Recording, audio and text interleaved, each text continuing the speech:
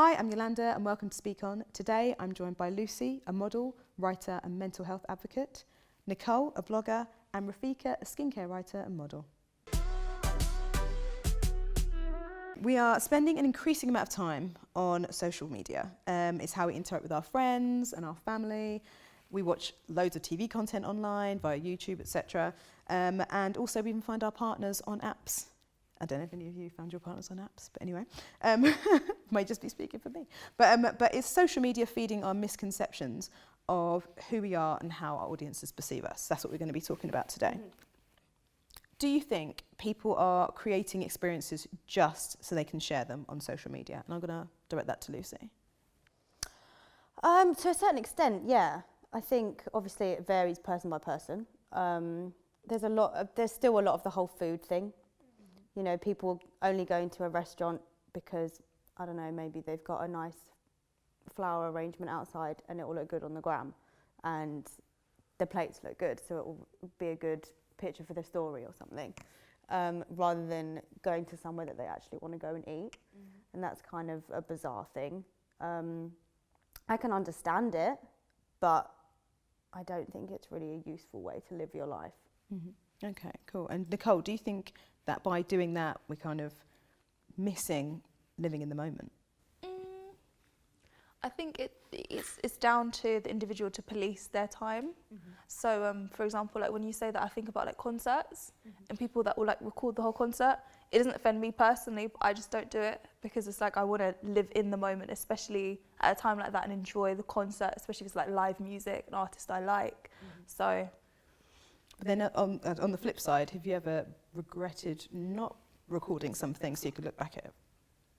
Do you know what? No, because I never like would go in my phone and be like, let me watch that Drake concert again. Like, I never have the time to like sit down and be like, yeah, like let's go. And so, you know, I think the jokes are more live. Like you have more of a personal connection to the concert when it's just like it's lived for the night and then it's done. Yeah. Especially the thing that confuses me the most is that you can go and find it. Mm-hmm. Like there's official recordings like of the concert. Like, I don't get it. True. Yeah. So yeah. Okay, that's very nice. I love that point. Okay, well, over to Rafika.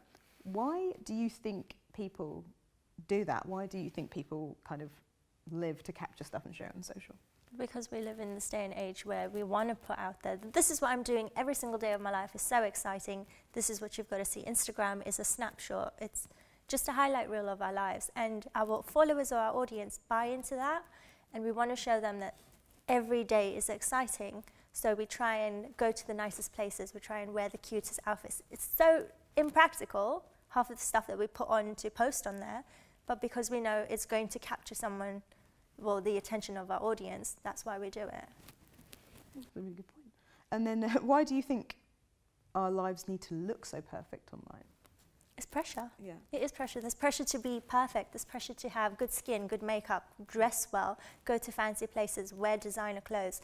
Even though it's not spoken or it's something that is said out loud, we put that pressure on ourselves because we want to be seen as people. You fake it till you make it. Yeah. That's the whole thing. Mm.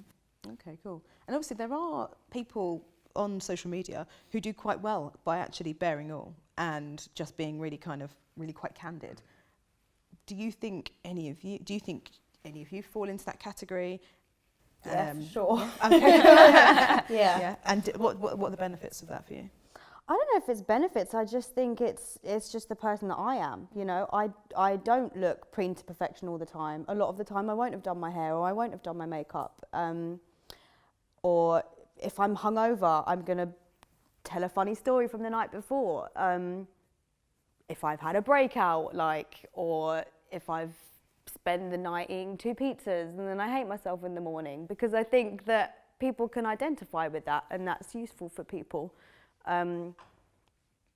I don't like following loads of people and then feeling like I can't live up to that expectation. That's not a nice feeling for anyone to feel, so I wouldn't ever want someone to feel that if they followed me, you know? I'd want someone to be able to see that I'm a normal human being, because I am, and there's nothing special about me. And also, in terms of being candid and being really honest, I'm really frank about my own mental health struggles on my blog, and I've had an amazing response from that since I kind of started doing it, started being honest about everything, and I think it's really useful for some people. The responses I've got back have definitely reflected that, so I do think it can benefit you, but it's just about being yourself ultimately. Mm-hmm. If you are a glamorous person that's always dressed up in amazing clothes, then cool, that's who you are. Mm-hmm. So yeah, Nicole, obviously I know that you are an advocate for natural hair. I know that you're a fan of natural eyebrows and things like that. So is there anything on your social media, do you feel like you're quite candid? Yeah, I could say like I'm candid about the brutal truth of being natural, because I think it's like you look at like something like my hair and you'll just be like, oh, that's nice. But there's a lot of like, you know, behind the scenes work that goes into it. Uncomfortable sleeping, like, you know, like ages, like sometimes for my hair to dry, it can take a whole day if I leave it to its own devices. So I try to be as candid and open as possible with that kind of stuff. Yeah. You don't just show the finished product, you're talking about what happens That can beforehand. be really tough because you're showing like the world the most intimate part of yourself. Like, it's like how I go to bed. It's a bit weird. But I feel like in order to give people the actual help they need to learn how to take care of their hair, then I have to put that part of myself out there. Okay, cool. So I suppose naturally within your offering, yes, on social media and through your blog, yeah, you have to present that side of yourself anyway. Yeah. Yeah. Okay, cool. And Rafiq, because obviously you're a supermodel of the world, and like the face, one of the face of Sleek, Charlotte Tilbury, God knows what else. I just walk around the shops and see you everywhere. It's like you're just assaulting me now. It's Thank ridiculous. So yeah, so obviously you have so much content for your social because you're doing loads of shoots. So obviously your Instagram looks super glam. Thank you. Do you show yourself as well in your natural form? Yeah, so there's a lot of posts that are makeup free. People get this idea that because you are, you know, the face or whatever, you have great skin, and that's not the case for a lot of models within the industry. That's not the case for a lot of girls. It's not the case for a lot of women. Mm-hmm. I don't have perfect skin. I still get my breakout, and what I try to show on social media is that it's okay to have a breakout. It's okay that you don't look like X, Y, and Z. It's okay that you have dark circles, you have hyperpigmentation. It's okay. And what I try to do is I try to show them how to change that or combat it or even, you know, embrace it. Because you're never going to get rid of anything 100%. Yeah. You're better off just saying, you know what, I'm perfect as is. Keeping it moving. Yeah. And do you get like positive feedback when you do that? Anything to do with skincare, there's always someone out there that wants advice. That there's never a negative comment regarding skincare, which is really nice actually. Yeah. And again, I suppose you're quite lucky then. It kind of it lends itself to who you are, that you can actually be yourself on there. You haven't set this ridiculous bar for yourselves to continue to live up to. Like, I'm at the best restaurant every day, she says, crying with a fork on the way to her mouth. So you can actually... It's like one lettuce leaf. Exactly, yeah. Exactly. So you can kind of go on then and you can say, this is my skin. You can go on there and say, this is my hair. And you can say, I've just had a Joey special of 2 pizzas and this is who I am. Yeah. Yeah. Okay, or a mental breakdown, either one. Yeah, exactly, yeah. Which frankly can happen to all of us at any point. So what would you say is the biggest misconception about you? So have you met someone and then they've been surprised by who you are because of this? So we'll start with Lucy. Yeah, that's happened to me a lot, mainly because of modelling stuff. Before I started blogging about my mental health stuff, and with that, a lot more of my shoots have been more kind of personal, so they have my own kind of style.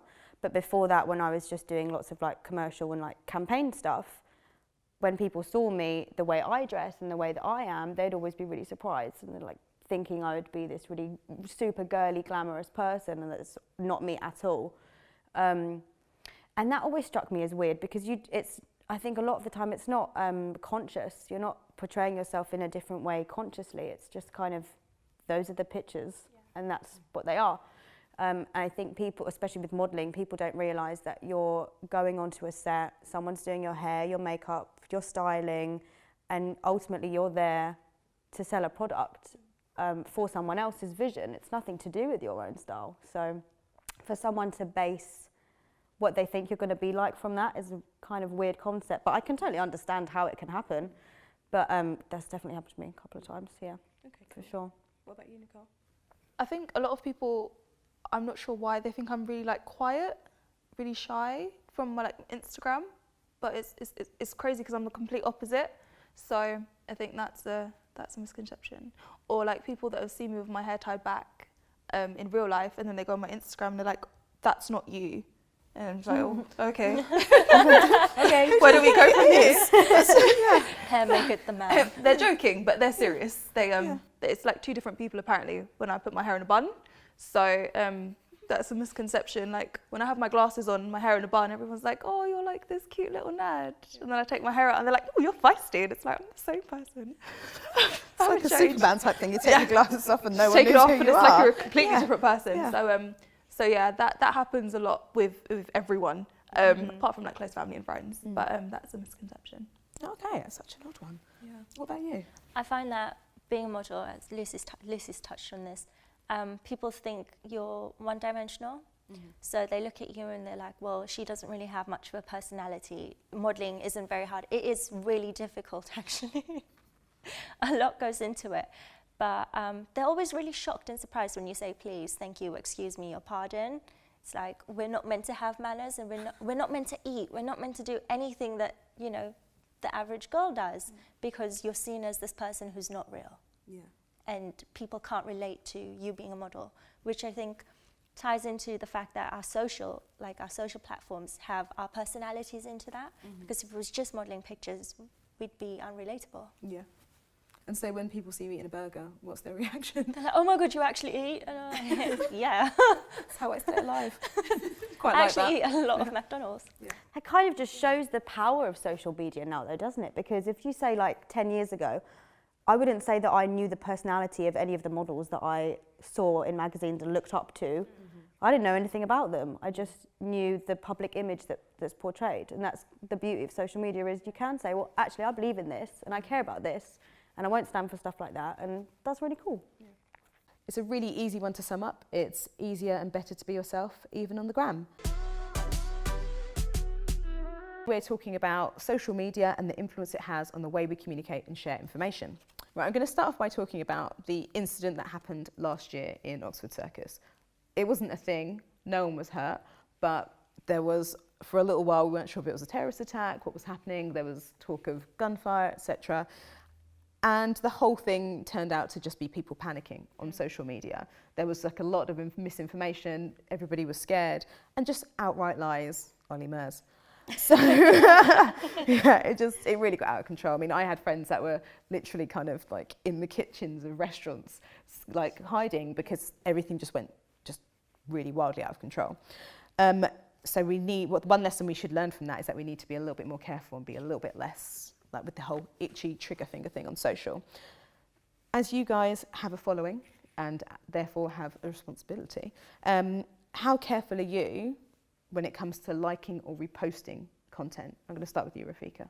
So when it comes to liking content, I like anything that, you know, just attracts me as a person or as I say, part of the audience. But when it comes to any political issue, anything that's going on within the world that's fairly serious, again, you've got to be so careful about what you like or what you have an opinion on. Ideally, I try to stay away from it because, again, you don't want to get sucked into it. I have an opinion and the next person is going to have a separate opinion to me, and I don't want to be bumping heads with someone who I know I'm not going to be able to get through. Whether I feel I'm right or they feel they're right, I don't want to be in that position. Again, I've got followers who might feel completely different to how I feel. And I don't want to offend anyone out there because they are sensitive topics. And so for something like if that happened again, do you... You mean the Oxford? Yeah. Do you ever kind of post anything in real time? Do you ever kind of like join in with that kind of conversation Again, or anything, or do you just watch and see what happens? So the first thing, and in the Western world, anything like this happens, everybody's on like terrorism. I am so scared being Muslim that it always comes back to a Muslim did this, and then there's always backlash in the Muslim community. So again, I try to stay as clear from it, but it makes me fearful for not just myself but for my family, because you know you're going to be labelled, you're going to be branded, and people that are completely innocent are going to be targeted because out of fear, communities just fearful of, you know, one idiot out there who triggered it all off. But if it just goes to show, like the Oxford scenario, it goes to show that we as people here in the UK are extremely terrified. It shows how quickly we panic because we are targeted. Yeah. Being the Western world, being one of the superpowers in the world, we are targeted.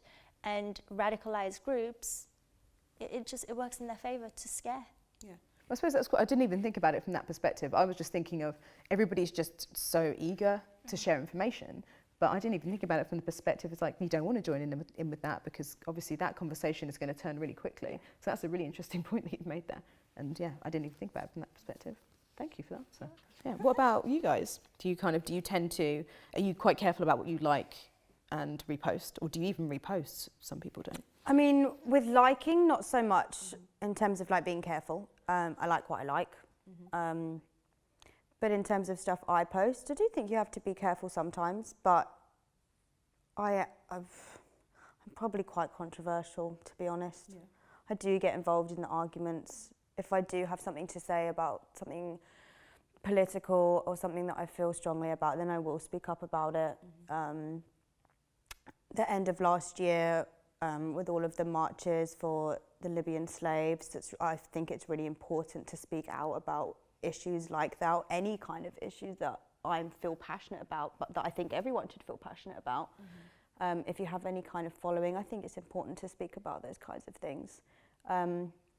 But equally, I did lose a bunch of followers from that, which is mad, but it does happen. Which is crazy, because you feel like everybody would be outraged about that. Yeah, it's like, it's like saying, oh, I don't really like the rain, and people go, oh no, come on now. And it's like, really? Is that, you don't agree that slavery is bad? Okay, so you don't lost follow me then, because that's fine.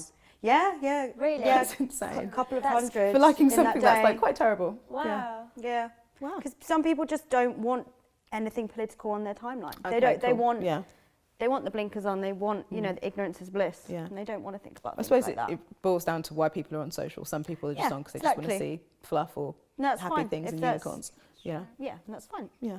Okay, cool. What about you? Are you quite careful? Kind of a mix between the two. So I think I'm careful when it comes to nonsense, sort of like political fluff, things that are put there to enrage people for no reason.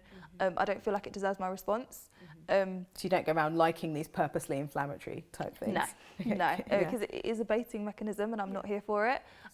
Things that I will respond to and sort of like speak out for are things that are really important, like you said, the Libyan slaves, any sort of like real injustices in the world that I can see that are close to me, then I'll be like, yeah, I'm going to share that, or I'm going to put that out there. Or even not only online, but sometimes word of mouth goes much further depending on who you're talking to.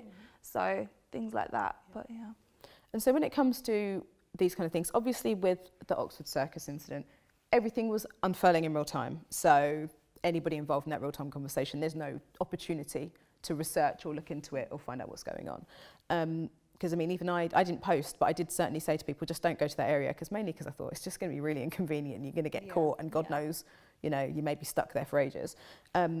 You can't research, you can't look into it. But for, say, something like the Keaton-Jones video that went round last year, there was this video of this like poor boy getting bullied, and then after subsequent stories, I don't know how true, whatever anything is, but people were so quick to share with very little research, and then they were like, oh dear, we should have researched and looked into this. Yeah. Do you, if you are going to like something or repost and you feel strongly about something, do you take the opportunity to look into it?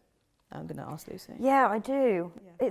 It's when things go viral that when I feel like everyone's talking about something, that's what makes me think, hang on, what's actually going on? I don't ever just go, this says this, oh, that's true then. And then just no, I want to find out what's going on myself. I want to figure out what's really happened and see it from two sides. If there is two sides, there might be 5, there might be 4 sides. It's important. Also, you just look really stupid otherwise as well, because if you've just reposted stuff to a bunch of people and you're just kind of spouting garbage, then that's embarrassing. And I'll ask Rafika, have you ever posted something that has come back to bite you?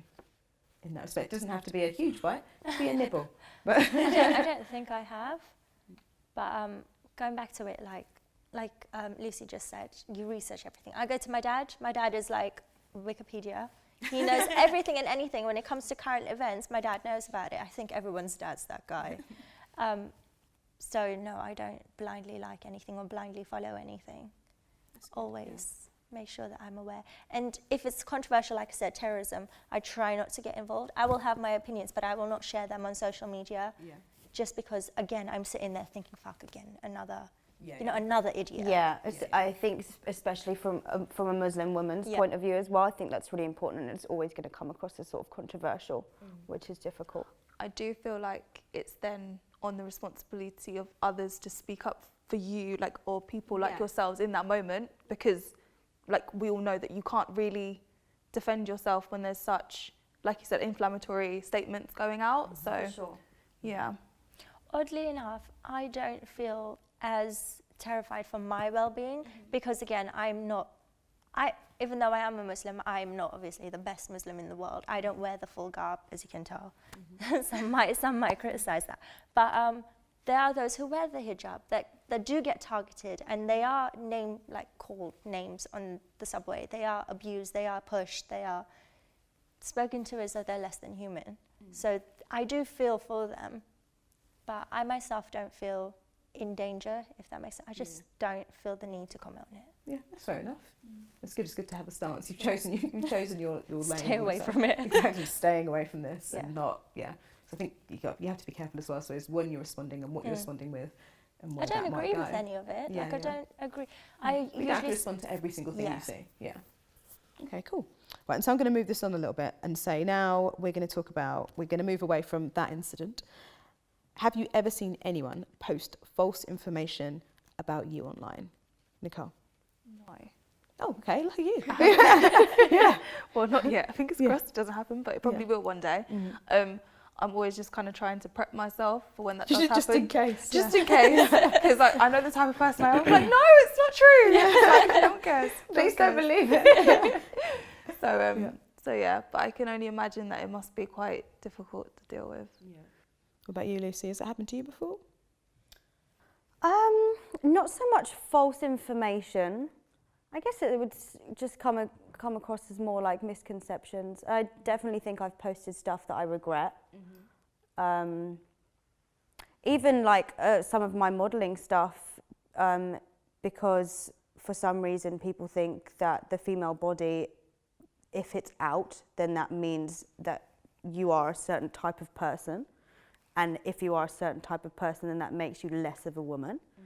And there's all these ridiculous connotations with it. So I definitely have that kind of backlash. If I've had like lingerie shoots or nude shoots, I definitely face that kind of backlash a lot of the time. But ultimately, most people don't know me. They don't know what I'm really like. So I think you have to sort of roll with the punches. But it's hard, you know.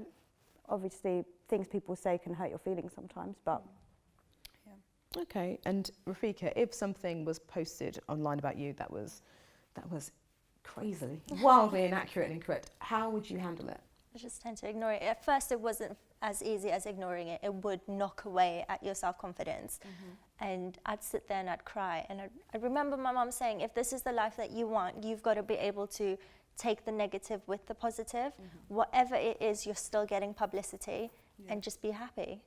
So it's a growth thing. So you learn to deal with it. So if somebody posted something, you'd be like, oh, forget it. Yes, someone's always going to have an opinion. Someone's always going to try and take away from your success. Or, if they think you're successful, they're going to try and bring you down a peg. Okay, fair enough. And would you guys have the same reaction then if somebody posted something online about you? Would you want to go online and set the record straight? Or would you be like, well, people that know me know, so who cares? I think it's really difficult unless you're in that situation. You don't know how you're going to react because it depends on the day, depends what's actually said. So, someone might say something that really hits a nerve with you and you just kind of fly off the handle and it's not something you can kind of control at the time. But you do have to be careful for sure. But do you know what I've noticed? That when someone writes a lie about you, there's always going to be 10 other people that follow it because they want to believe that. Whether you comment on it to set the record straight, if they don't want to believe you, they're not going to. So there's no point in wasting your energy, really. Yeah, I suppose there's always going to be people that believe rubbish and conspiracy theorists and flat earthers and stuff like that. People that just all believe the crazy rubbish. rumours in the world. Yeah. Some of them start from nothing. Yeah. So in 2018, maybe we can think before we repost. check our sources. I really wish people would. That is the thing that does my head in. Just don't post things that just are blatantly not true. Think about what we're liking and sharing and whether or not we're contributing to fake news and just overall general stupidity. So yeah, that's it really. Thank you so much for joining us. Please like and subscribe, and we'll see you next time.